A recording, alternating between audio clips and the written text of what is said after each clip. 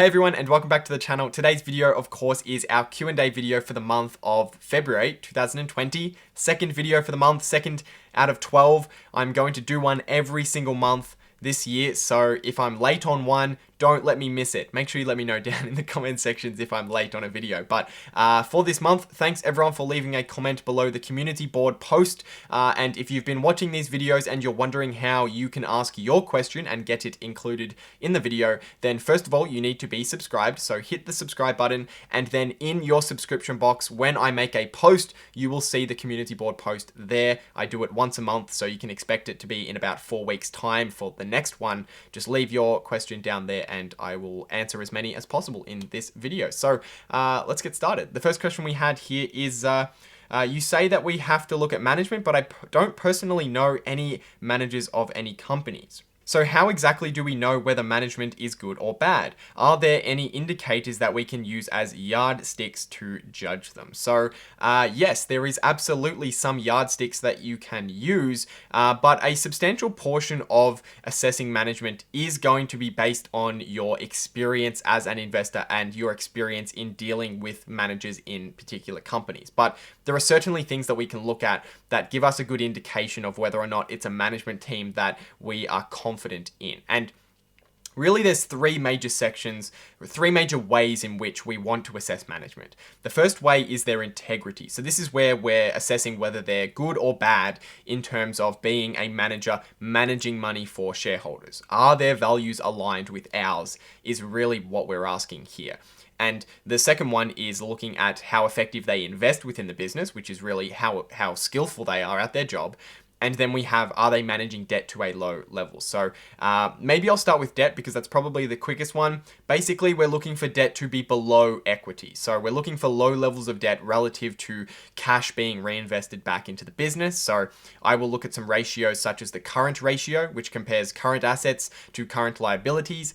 And I'm looking for this to be above 2 or above 1 at the very least. And then I also look at the debt to equity ratio, which compares the total liabilities of a company to the equity within the business. And I'm looking for this ratio to be below 0.5 or at the very least below 1, which indicates that they have more equity, more reinvested profits than debt funding the business. We then want to look at how effective management has been at investing within the business, and I use a single measure for this, which is the return on invested capital. I'm looking for this to be above 10% consistently, and ideally we want to see this growing over time as management reinvests more profits and seeing that they are getting more effective at investing within the business.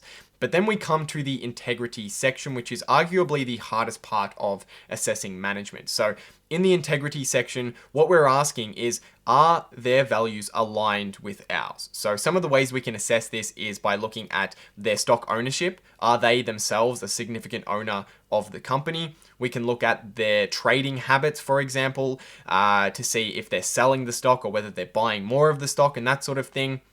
And then it comes down to looking at listening to things such as conference calls and investor presentations, and seeing if management is being honest about the problems happening within the business, and also seeing if they have a consistent track record of fixing problems quickly, as well as setting goals and hitting the goals that they're setting. Because one of the things we might want to do is look at what management is saying where the business will be over the next 5 years, for example. And in order for us to trust management's ability to get to those end goals, we need to see that they have a track record of making those goals and then achieving them, so that we don't just accidentally go into a company expecting certain things based on what management has said in the conference calls or the presentations, and then we realize that they have a history of 10 years of making promises that they never actually deliver on. The next question we've got here is, do you or how much do you take into account dividends with a stock? Do you account for that in your growth rate for the company? So in terms of dividends, I don't care specifically for a company to be paying a dividend.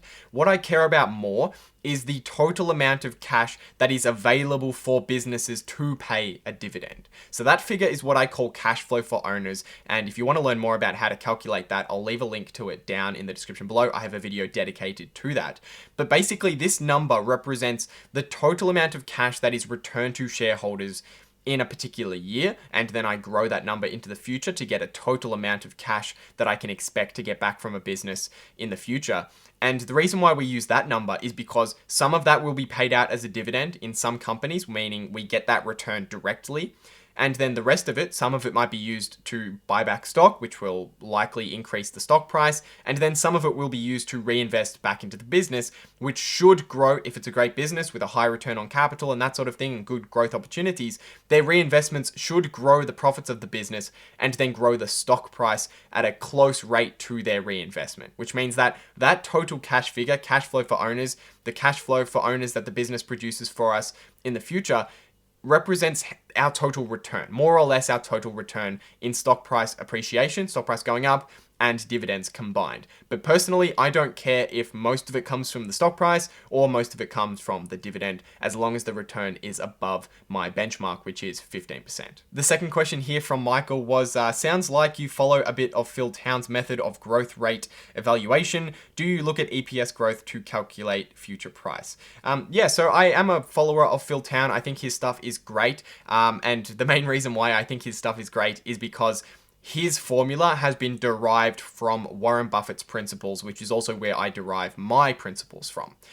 So in terms of growth rates in the future, I think that Phil Town has tried to simplify the process of estimating future growth so that it's mass marketable. And I certainly don't agree with that in perfectly. I think that looking at past EPS growth and past equity growth and past cash flow growth and past revenue growth for that matter can be good indications of the growth of the company in the past. And if the industry is more or less heading in the same direction, then it could be an indication of where they're going to grow in the future.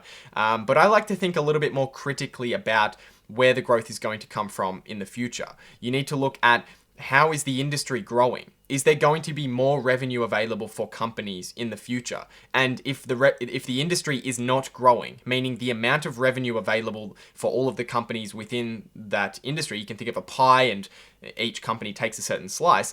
If that's not growing, then for your business to grow, for them to grow their revenues, they need to take market share from other businesses. They need to take customers from other businesses. So you need to come up with a hypothesis as to how quickly the industry is going to grow, how much revenue is going to be available in the future from new customers coming into the market, in combination with, can this business, with its competitive advantages and with its strong management team, take market share from the other businesses? So that's kind of the direction that I take. And I certainly use their past historical growth rates for their core numbers, revenue, earnings, that sort of thing, equity. But there's a lot more that goes into it once you sort of develop a deeper understanding of stock analysis. And then the final question from Michael here was, thanks for your videos and your sheet. Do you have a tracker sheet that you would be willing to share? So I presume you're talking about tracking your stock returns over time. I apologize if I'm misinterpreting this, but I don't actually have a sheet that I use. I actually use a piece of software that is completely free.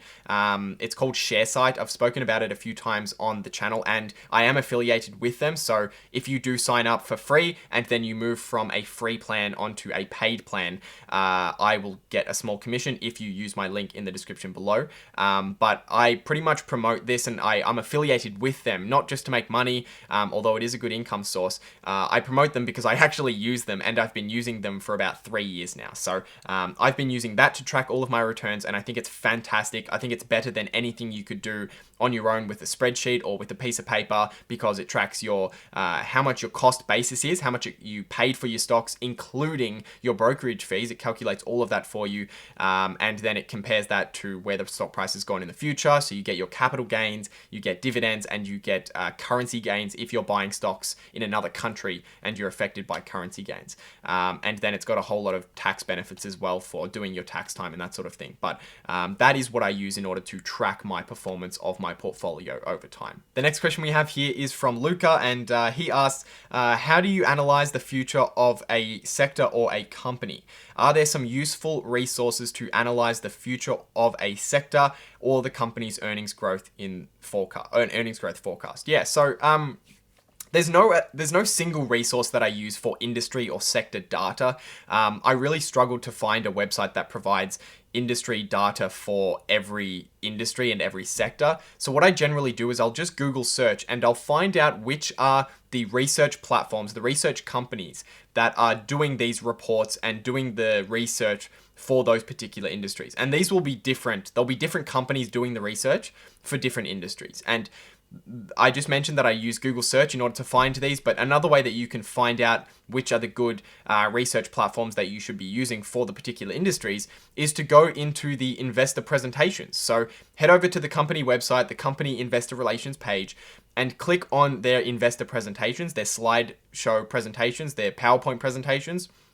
And if they ever talk about industry data, they will almost always cite the research platform that they got the data from in the bottom corner of the slide. So that's a good way to see which research platform is the company using to get their industry data and their industry forecasts. And that's a good place that I start in terms of that. The next question we've got here is, if I have no current investments in the stock market, I have only recently started learning about investing, and I am working on saving up at least 3 months worth of expenses for an emergency fund, should I wait for the crash to happen to buy great companies that I like at low prices, or should I start as soon as possible despite the high prices?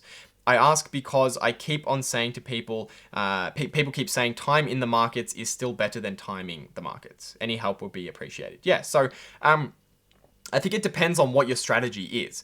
If you are like 99% of people out there and you're not interested in analyzing individual businesses, I think that the best approach, and this is not financial advice, this is just my experience personally, I think the best approach is to find an index fund which broadly diversifies your money into the US or Australian market if you're Australian, and you just dollar cost average into that, meaning you invest at regular intervals with regular amounts regardless of what the market conditions are. And this way you're always investing in the market, and even if you buy some high, yes, those investments will yield a lower return over time, but dollar cost averaging is the practice of investing regularly so that you buy some high and then it drops, you continue to buy while it's low, and over time you get the average price over the market, and you're more likely going to have a return that's very close to the market historical average. So that's what I would do if you are 99% of people out there, but that's not 99% of people watching this video, because most people watching my videos are interested in individual stock analysis. And when it comes to individual stock analysis, I am of the opinion that you can come up to a reasonable estimation of what is a good price to pay for a business based on what you're going to get back from it in the future. And when you're doing that comparison, if the price is too high for you to get a high return, a safe high return over the long term, then I would not be investing. And that's really the situation that I'm in at the moment. I have my index fund proportion of my portfolio that I'm always investing in. Regardless of market conditions, I'm always adding to that index proportion of my portfolio and keeping it to 10 to 20% of my portfolio as a foundation. But in terms of the other businesses, I look to see what the expected return is. What can I expect to make as a return in this business over the next 10 years? If it's too high, I don't invest and I let the cash pile up, or I throw some more into the index fund, and if it's low, then I'll be investing in that company. The next question we've got here is from Khalid. Hi Hamish, could you please shed some light on who do you think is doing the buying at the current levels and why the markets are continuing to track upwards? Why would anyone think a FAANG stock is a good buy right now? So in terms of why is the market still going up? Well, if you think about market movements, you should always think that it's, for the most part, big fund managers that are managing money for hundreds of thousands of people, millions of people who have superannuation funds or who are actively investing, putting their money into a mutual fund or some other kind of hedge fund. So for the most part, it's big fund managers who are moving millions or even billions of dollars in and out of stocks. So if the stock market is roaring, that is likely the cause. It's likely the result of big fund managers funneling more and more money into the market. And I think that's probably been the case, especially in recent times. And in terms of the FAANG stocks, specifically, yeah, I mean, I personally don't think all of them are substantially overvalued. I, of course, have a position in Facebook stock. I thought it looked a lot more attractive last year, I think it was, or the year before, when it was the start of 2019, when it dropped 40%. So I thought that was a good opportunity. I don't think it's outrageously expensive compared to the other FAANG stocks, but I think that there are some very, very expensive tech companies that people are just throwing money at, even though they're not profitable, or even though the outcome of that business in the future is really, really uncertain. And I think one of them you could just throw up there is Netflix. Netflix has where Netflix will be in the future is so uncertain because they have so much debt, they have so much competition, and the market is brand new. So who knows where that company will be in the future? It might be super profitable, it might be bankrupt. So those businesses, I think, attract a really high multiple because people expect there to be a high return out of them, but there's also a high risk associated with them, and those are the kinds of investments that I tend to avoid. I like businesses that have a high chance of generating a good return and a very low chance of losing me any money. And then the final question that we had for today here comes from Tesla Skeptic. Nice name, I like it. In principle, wouldn't it make sense to diversify your cash position with an uncorrelated asset like gold that tends to give a return? Gold is like 8% return since the 1970s. Yeah, I mean, if you understand gold, then it makes sense to diversify into it. Personally, I like assets that produce cash because I think that their price is more predictable over the long term. For example, if a business produces twice as much cash in 10 years' time than it does now, and it's fairly priced right now, then it's likely going to be substantially higher. The price of the stock, I mean, will be substantially higher in the future to move with their growth in future cash flows. When it comes to gold, they don't have cash flows like that. So it's difficult to determine where it will be in the future. And for that reason, I don't like gold too much. But many people believe in gold. Many people think that it's a good place to put your money. It's kind of like a safe place to put your money if you don't trust cash, if you think there's going to be high inflation, and if you think the market's going to be coming down. Like Ray Dalio will talk to you a lot about gold. But for me personally, I don't understand it. And as a result, I cannot invest in things that I don't understand. Unfortunately, that is all the time we have for questions for today, but if you want to ask a question for next week, then make sure you're subscribed so you can see that community board post in your subscription box when I make that post, and you can leave a comment below that, or you can just leave a comment below this video, and sometimes I also grab questions from below the video, below this video for next month's video. But thanks everyone for watching, and I'll see you guys in the next video.